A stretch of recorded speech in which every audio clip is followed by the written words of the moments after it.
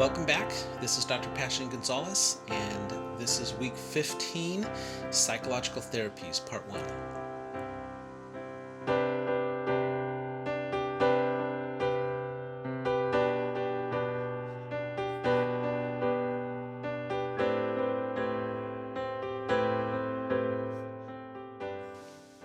All right, so this is the last chapter of the book, and we're going to break this into two sections. So today we are going to go over psychoanalysis, which later becomes psychodynamic therapy. We're going to review patient-centered therapy, which is part of the humanistic approach. And I also want to give you an insider's perspective on therapy from my experiences. Let's start with Freud here for a second. So Sigmund Freud developed some of the techniques for psychoanalysis, and over time, some of those techniques became integrated into psychodynamic therapy, which is what we call it today. But some of his techniques were innovative and really, really interesting, right? So, first the idea of having the client or the patient be on a couch so that they would be more comfortable and able to access some of the unconscious material a little bit easier. And he would sit behind the patient taking notes so that they couldn't even see him how he was reacting, and he didn't want to influence at all this free association that was going on during therapy. And these days that just feels so weird, because so much of therapy is really about the connection between the client and the therapist. And so it just feels very, very odd to imagine what that would be like to not even see the person who you're talking to intentionally, right? So I'm just curious, how would that be for you to be a client in a situation like that? Be familiar with some of these terms and some of these techniques that Freud came up with. Free association. Uh, Understand what resistance means, and even the difference between transference and countertransference. Okay? Um, these are really interesting ideas, whether or not you're in therapy. The basic difference between transference and countertransference. So, transference assumes that the client or the patient is responding to the therapist in a way that they would normally respond to another person, their mother, their father, a loved one, someone who they have conflict with, for example.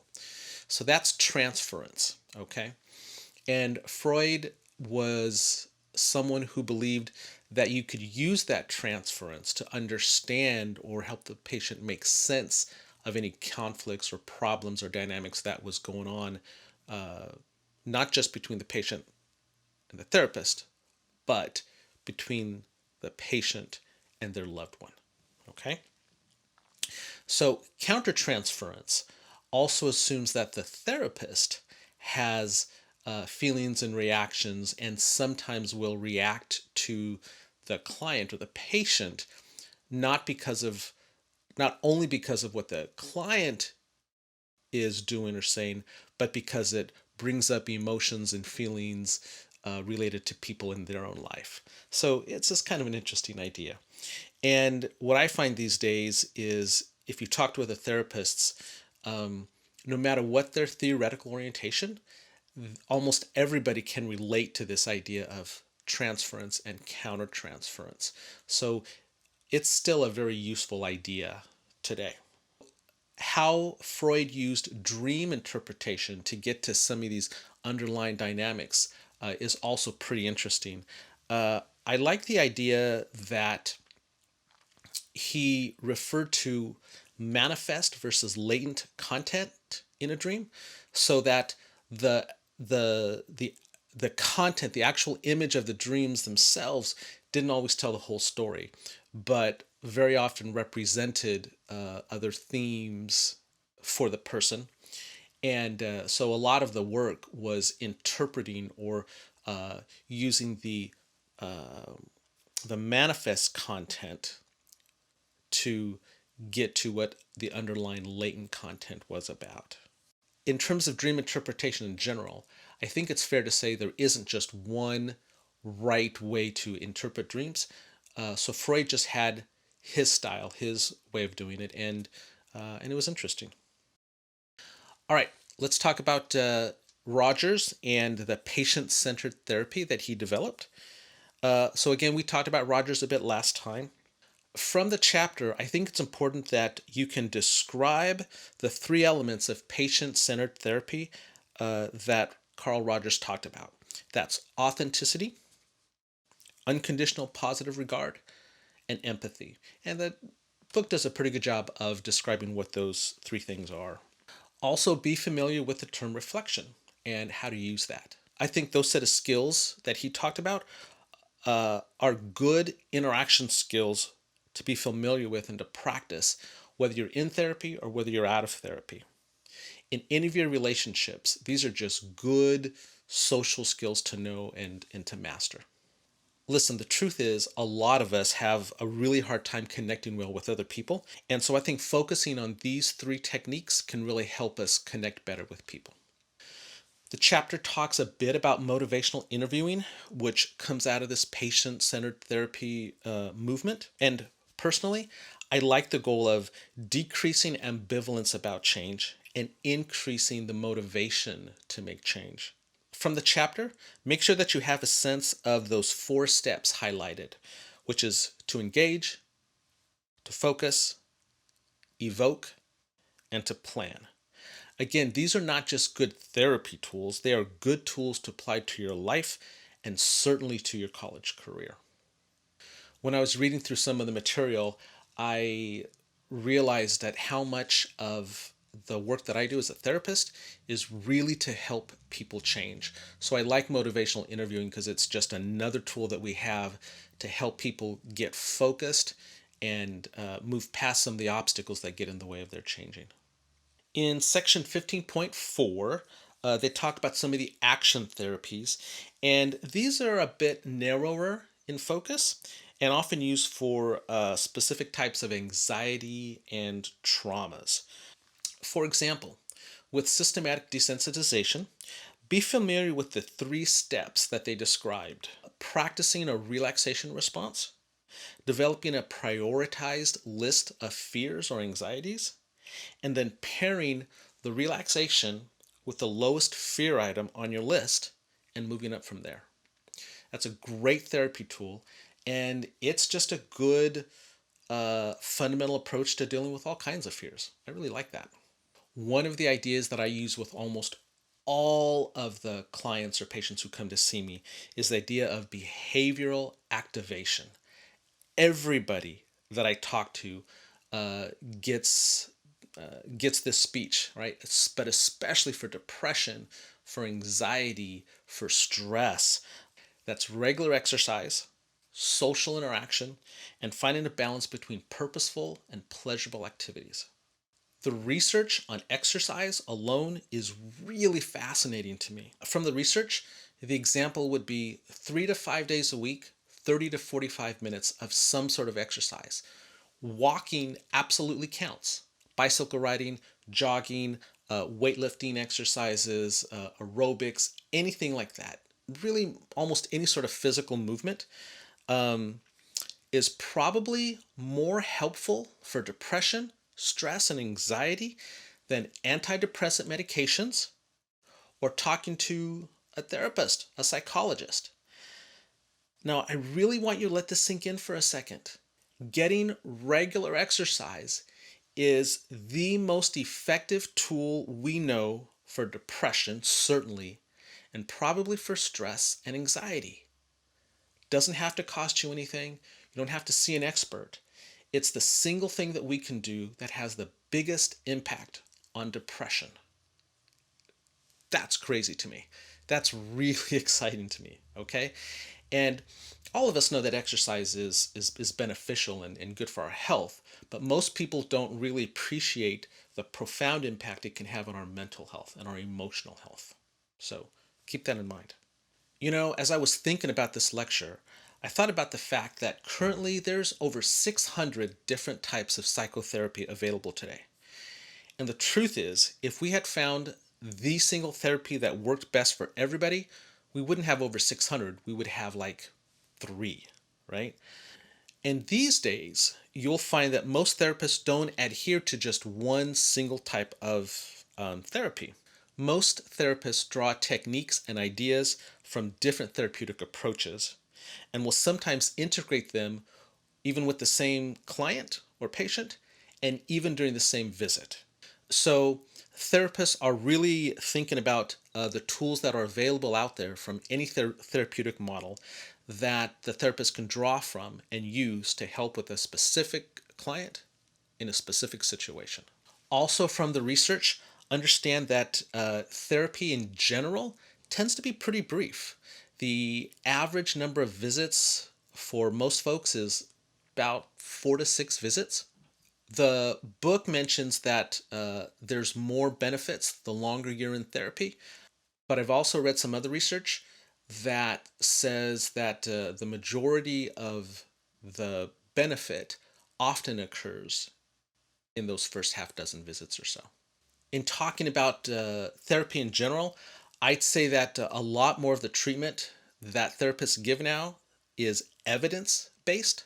So it's based on the research in terms of what works.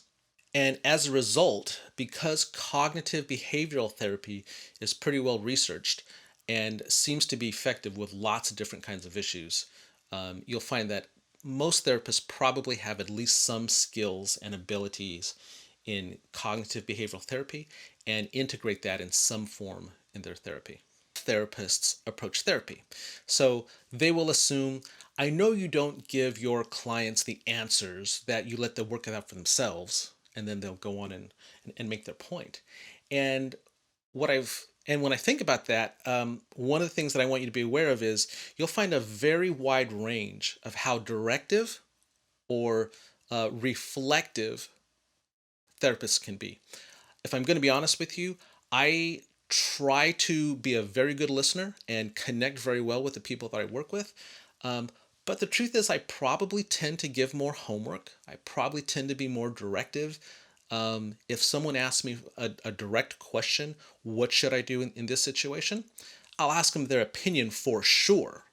But I'm not afraid to give folks recommendations if they ask for it and if they feel that it's going to be helpful. So here's what I want you to get from this. If you are in therapy or planning to go into therapy at some point, be aware of what you are looking for from a therapist, right? If you want a more patient-centered therapy, a more Rogers inclined person who can just sit back, reflect back to you, trust you to work through some of these issues yourself, make sure that you find a therapist who can do that well. If you're the kind of person who is really looking for not just advice or recommendations, but someone who's willing to give you accurate feedback if some of the thoughts, some of the ideas you have are going to be effective, be sure that you find someone who's not afraid to give you their opinion. Finding that good fit of the type of therapist and what you're looking for that therapist can be really helpful. Another factor that I think about quite a bit and talk with my clients quite a bit about is the whole idea of change. I try to be clear that for me, the whole goal of therapy is change. If you're in therapy and you enjoy the conversation and the person is easy to talk to and you connect well, but the ultimate result isn't that you change in some fashion, well, that's nice, but I'm not sure that that's really helpful for you. Now, I'm not saying that I'm right. I'm not saying this is the only approach. I'm just saying that that's my approach for therapy. And I think no matter what the theoretical orientation, where person is coming from, that the ultimate goal in some way should be for the person to change in a positive way. So be very clear in terms of what you're looking for and be sure you find a therapist who is a good match for that style.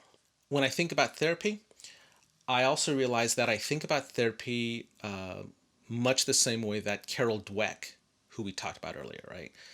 Talked about change, talked about this mindset of fixed versus growth mindset. For me, almost anything we learn, whether that's an emotional response, a new perspective, how to increase motivation, how to overcome fears. All of these are learned skills that can be improved with practice. I guess I tend to think about therapy like a coach, where if you're not good at a skill yet, that's fine. That's not a problem. Let's just practice the snot out of it until you get good at it. And I think a good therapist can help you identify what skills are going to be most helpful to help you improve, and also can give you some feedback and some direction of how to practice that skill to help you feel better. Last point. How do you know when you're making progress? A big goal of therapy should be to relieve some significant distress, emotionally, mentally, and or to improve your functioning in some specific area. Now, most people understand that they want to go to therapy to feel better. If they're sad, if they're anxious, if they're depressed, if they're worried, if they're stressed out all the time, right? So that's the relieving distress. But I also want you to think about the functional improvement. For example, if you're getting into physical fights all the time, and if you can find a way to really cut back on those or even stop them, that's a huge functional improvement. If you're crying all the time, if you have a tough time getting out of bed, and when you do get out of bed, you're not getting anything done, you're drinking every day, and you can't shake the feeling that there's just nothing good left in the world for you. And if you can find some way to not cry as much, get out of bed at a reasonable hour, start your day by going for a walk, maybe you start a physical list, an actual written down list of things that you're grateful or thankful for. These things can represent a significant functional improvement. And what happens is when you make those behavioral changes, those thinking changes, that's the stuff that helps you feel better. I'm a big believer that if you want to feel different, you have to think different or do something different on the front end. Over the years that I've been doing therapy, I find that that's the one consistent pattern. Feeling follows changes in action and thought. And most people think it's just the opposite. Most people wait to make changes in their life until they are already feeling better. But I find that it's just the opposite. Make changes in your life in terms of how you think, what you do, and those are the things that will allow you to feel better. So that's the first part of chapter 15. We're going to come back next week. We are going to start with cognitive behavioral therapy and then finish out the rest of the chapter. So for your Revel quizzes that are scattered throughout the chapter, go up to cognitive behavioral therapy, but not into it, because that's what we'll cover next week. Okay? There is no Canvas exam this week, but you still have your discussion board. And I'm still available Tuesday nights at 7 o'clock on Zoom for my office hours. So if you have any questions, you can also reach out to me through email. Hey, so we are getting so close to the end of the semester, right? Finish strong here. Get your work done early so that you have time to focus on some of your other classes. Okay? Hang in there. See you guys next week.